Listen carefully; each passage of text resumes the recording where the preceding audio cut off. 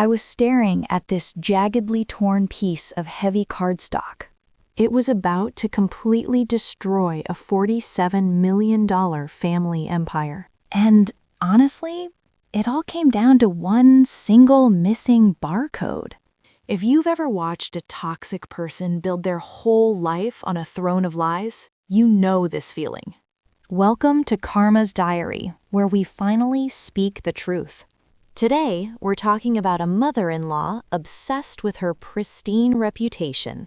To really get why this piece of paper was so huge, you gotta understand my mother-in-law, Eleanor. She basically treated her entire life like some kind of royal performance. She had this terrifying, quiet judgment that just made everyone around her feel tiny. Eleanor was completely obsessed with pedigree, bloodlines, and keeping up appearances. She was always hosting these extravagant charity galas just to show off. She loved reminding everyone that her family was built on absolute moral superiority. But behind the closed doors of that massive estate, she was incredibly cruel. And honestly, almost all of that cruelty was aimed right at my husband, Mark. To her, he wasn't a son. He was just a convenient scapegoat. The dynamic between the two brothers was so toxic and manipulated by Eleanor. While Mark got punished for just breathing, his older brother Julian was the golden child. Watching it happen every single day just broke my heart. Julian was exactly like her, super vain, entitled, and totally allergic to hard work. He spent his days pretending to be a consultant while living off her massive allowance. In Eleanor's eyes, Julian could literally do no wrong. If Julian crashed a sports car, she'd say it was the road's fault. If he insulted someone, she'd just claim they were being way too sensitive. He just walked around with this toxic sense of ownership over everything. Mark was the complete opposite. He actually had his dad's quiet humility and work ethic. He built his own architectural firm from the ground up. And he completely refused to take a single dime of his family's money. But instead of being proud, Eleanor took Mark's independence as a massive personal insult. She constantly criticized his clothes, his career, and especially his choice of wife. She loved making these little cutting remarks about my middle-class upbringing. For years, Mark just took her emotional abuse with this quiet, stoic grace. He always told me he just wanted to make his dad proud. Richard was a kind guy, but he was incredibly passive. He just let Eleanor run the show to avoid her wrath. He loved Mark, but he never actually stood up for him. When Richard suddenly passed away, the whole family dynamic just completely fractured. The grief was overwhelming for us. But Eleanor didn't miss a single beat. Within weeks of the funeral, she went straight to work trying to consolidate the entire estate. She wanted to make sure Julian got almost everything. Richard's will had set up this massive trust worth about $47 million. Say in a amenable manner.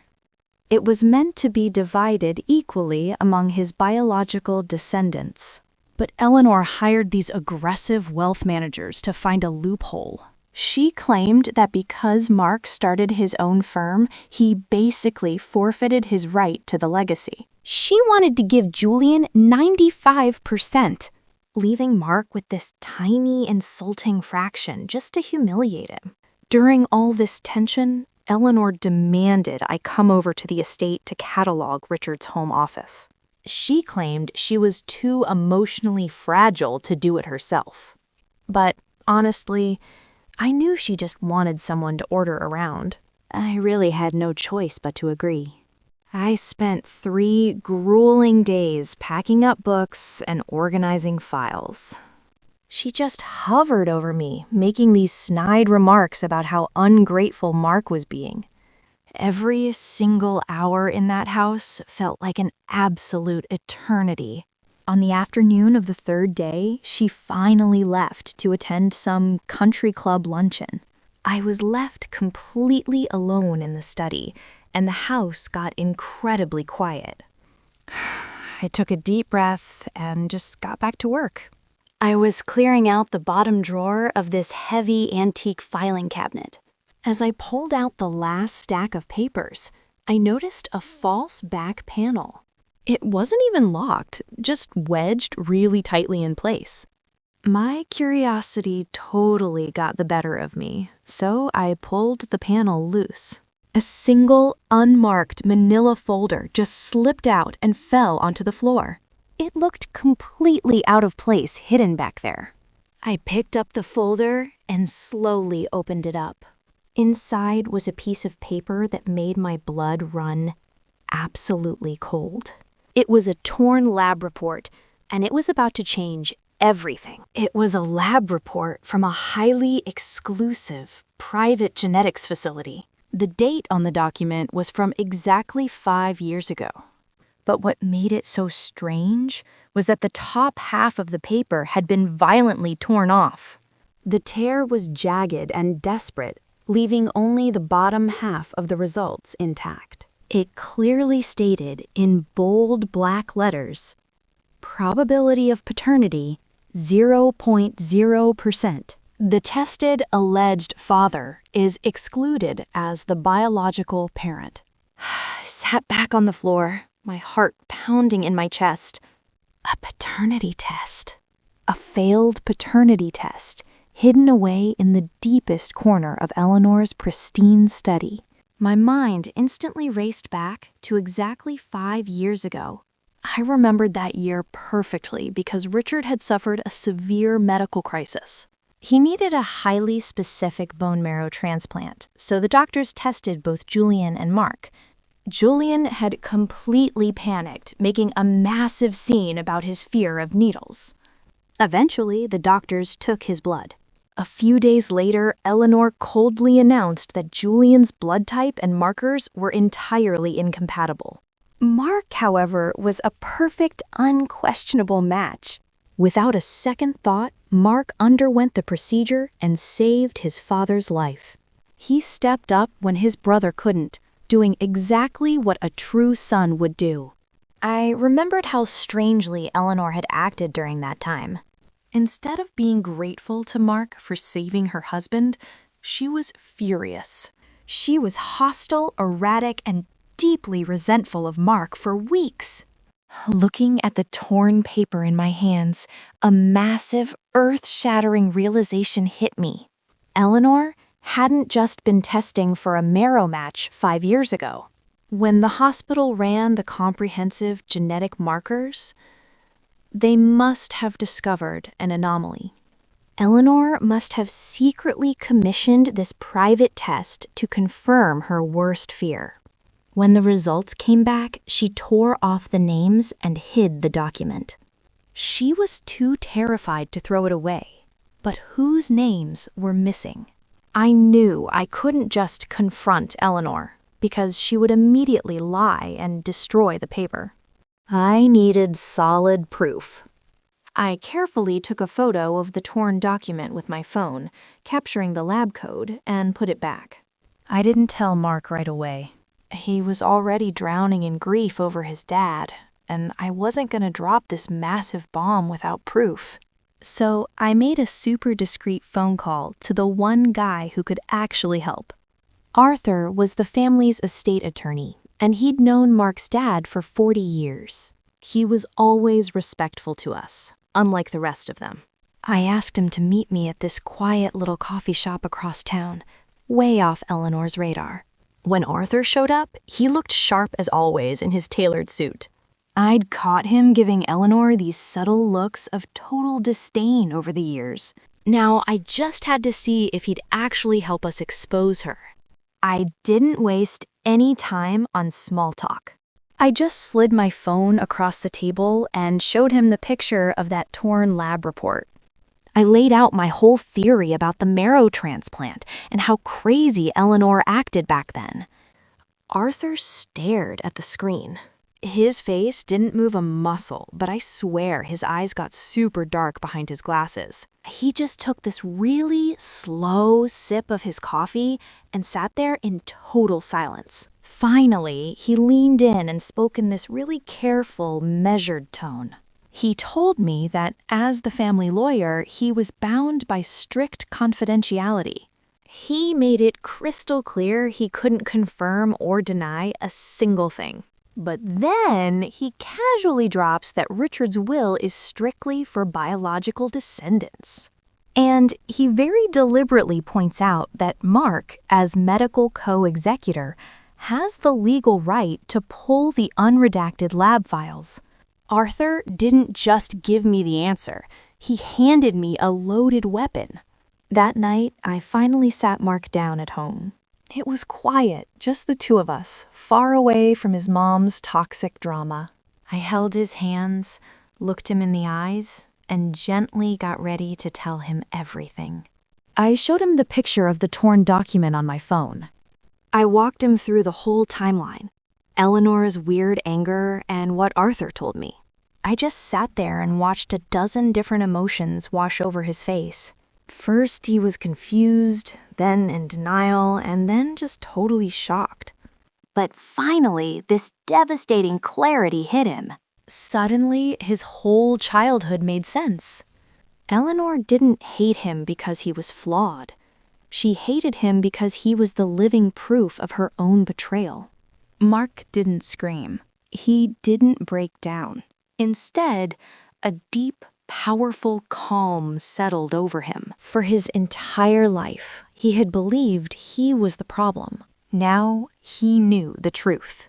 The next morning, Mark wasted no time. He sat at our kitchen table, opened his laptop, and contacted the private genetics facility.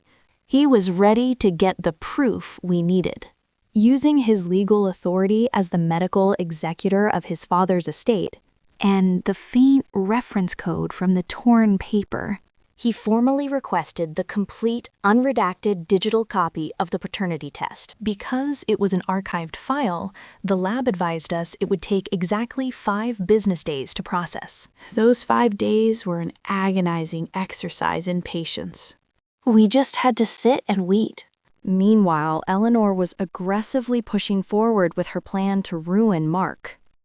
She was completely unaware that we were about to uncover her darkest secret. She thought she had already won. She scheduled a formal, mandatory meeting at the wealth management firm's towering downtown office. She threatened that if Mark didn't voluntarily surrender his rights to the trust, she would drag him through a humiliating public legal battle. The digital file from the laboratory finally arrived in Mark's secure email inbox. It was exactly 8 in the morning on the very day of the mandatory meeting. The timing couldn't have been more perfect.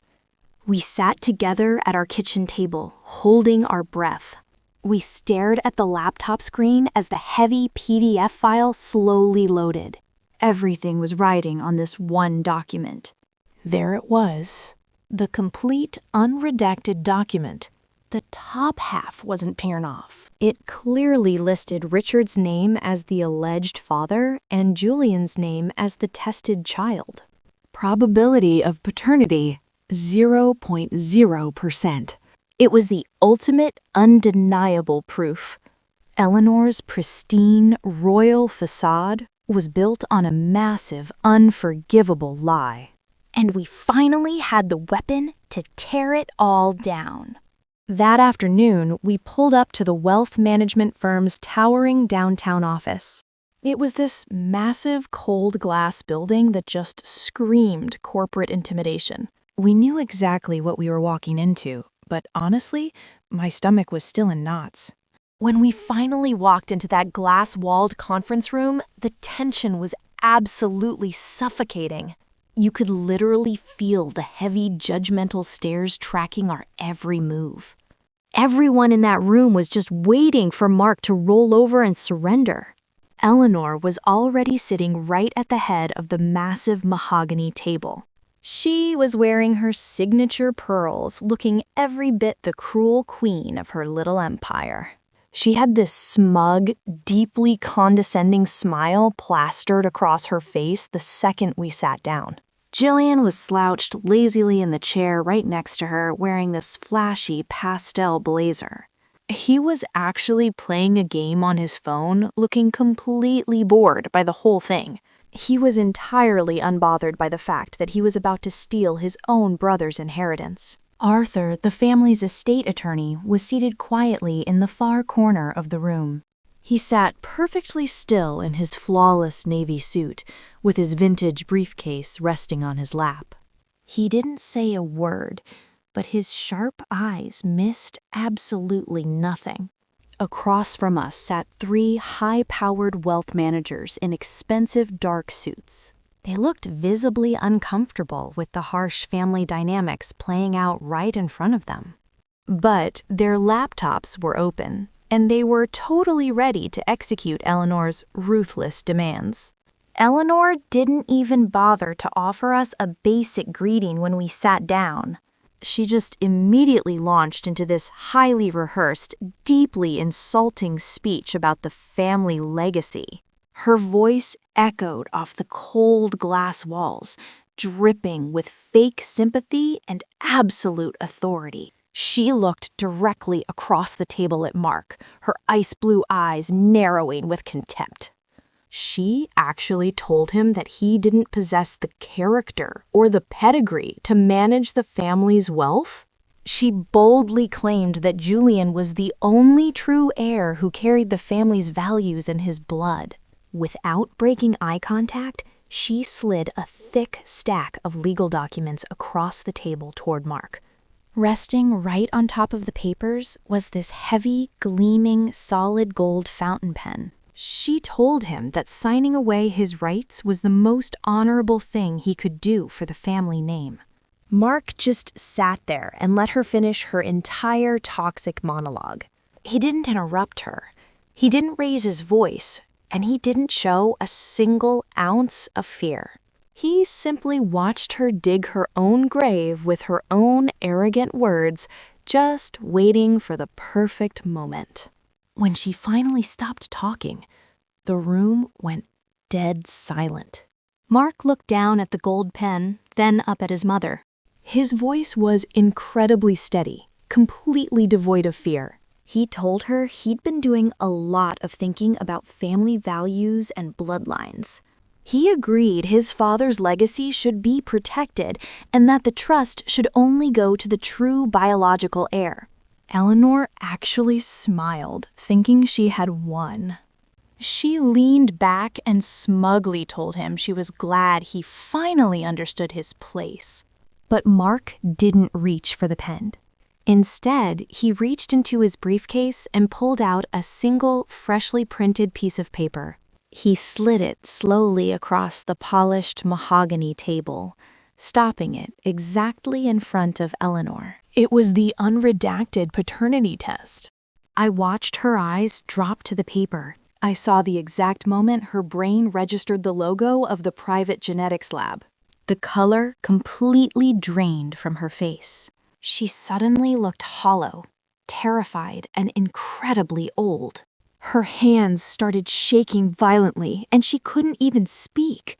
Julian noticed her panic and leaned over to look. His lazy smirk just melted away, replaced by pure confusion, and then absolute horror. That's when Arthur finally spoke from the corner. His voice was smooth, professional, and entirely devastating as he addressed the wealth managers. He calmly stated that, according to the trust, anyone who wasn't a direct biological descendant was permanently disqualified. Julian wasn't getting a single cent. Eleanor suddenly slammed her hands on the table. Her pristine mask completely shattered in an instant. She started shrieking that the paper was a forgery. She called Mark a jealous liar who was trying to destroy the family. She was hyperventilating right there in the boardroom. Her heavy pearls were physically shaking against her chest. That perfectly styled hair of hers was finally falling out of place. For the first time in her life, she just looked pathetic. Mark slowly stood up from his chair. He didn't yell back or lose his temper at all. He just looked down at the woman who had tormented him his entire life. He looked at her with this deep, powerful calm. He told her he'd already submitted the verified digital copy. He sent it straight to the probate court that very morning. He made it absolutely clear to everyone in the room. Julian was entitled to absolutely nothing. And then, with this quiet, powerful dignity, Mark delivered the final blow. He looked her dead in the eye, and he told her that she was no longer his mother. It was the most devastating thing he could have said. We just turned around and walked out of that glass-walled room. We didn't even look back. We left Eleanor sobbing hysterically at the table. She was sitting right there in the ruins of her own meticulously crafted lies. The fallout was completely catastrophic for Eleanor. Because the trust redistribution went through probate, it all became public. The truth about Julian's parentage was now a matter of legal record. Her pristine reputation in the wealthy, elite world was entirely obliterated. The philanthropic boards she chaired quietly asked her to step down. Nobody wanted to be associated with a public scandal like that. Her country club friends suddenly stopped returning her calls. The lavish garden parties were officially over. Julian was suddenly stripped of his golden child status. Cut off from the massive fortune, he turned his rage entirely on Eleanor. He actually moved out of the estate? He started demanding she sell her own assets just to support him. As for Mark, he inherited the entirety of his father's trust. It went exactly as the law and biology dictated. But honestly, the money wasn't the real victory here. The real victory was the profound, absolute peace that finally settled over him. We didn't change our lifestyle at all. We stayed in our same house, and Mark kept running his architectural firm. We just quietly invested the estate for the future. We never spoke to Eleanor or Julian ever again. We didn't need to, because the universe had already handled them perfectly. As we close the diary on this story, there are 3 powerful lessons we can take away from Mark's journey. The first lesson is that projection is almost always a confession. When a toxic person constantly criticizes you or treats you like you're fundamentally flawed, they aren't reacting to who you actually are. They're reacting to the guilt, the shame, and the dark secrets they're desperately trying to hide within themselves. Eleanor punished Mark because his very existence was a walking mirror reflecting her own betrayal. Never accept the heavy burden of someone else's unhealed guilt.